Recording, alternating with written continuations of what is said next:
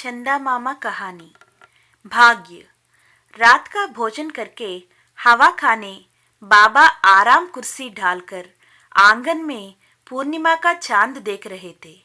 बच्चे उनके चारों ओर चटाई पर बैठे थे। बाबा को क्या सूझी कि उन्होंने एक श्लोक सुनाया।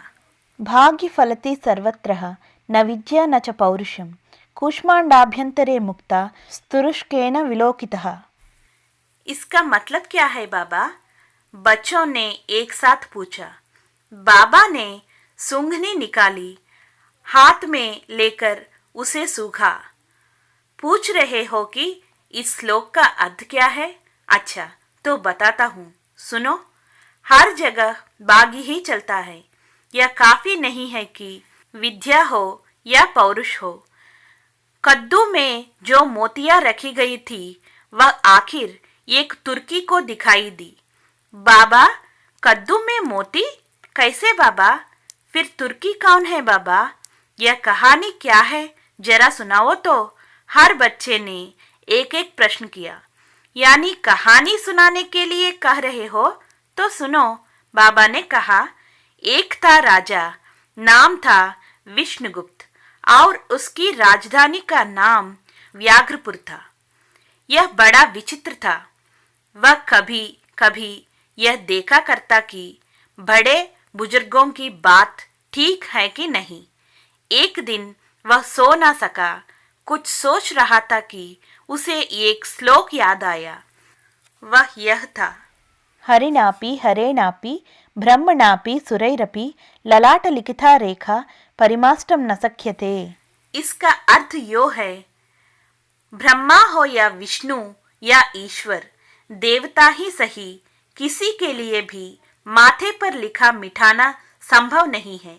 यह ठीक है कि नहीं, यह जानने के लिए उस राजा ने क्या किया जानते हो?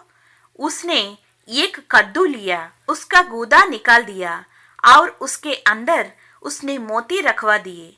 अगले दिन उसके पास जब एक ब्राह्मण आया तो उसने उस कद्दू को उसे दान दे दिया।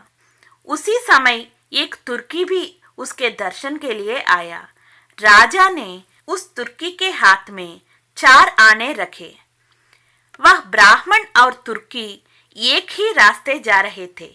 तब ब्राह्मण ने सोचा, यह कद्दू मेरे किस काम का? भार ही तो है, घर में बहुत से कद्दू है भी तो। उसने तुर्की से कहा, अरे भाई, अपनी 4 आने दो और इस कद्दू को ले लो।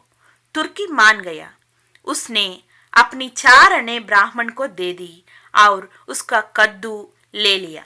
जब उसने घर जाकर कद्दू काटकर देखा तो फिर क्या था? उसमें मोती भरे हुए थे। तुर्की ने राजा के पास जाकर यह सब बताया। तुम्हारा भाग्य अच्छा है, तुम ही रखो उन मोतियों को। राजा ने उस तुर्की से कहा, देखा, भाग्य का साथ होना चाहिए, बाबा ने कहा। कहानी समाप्त।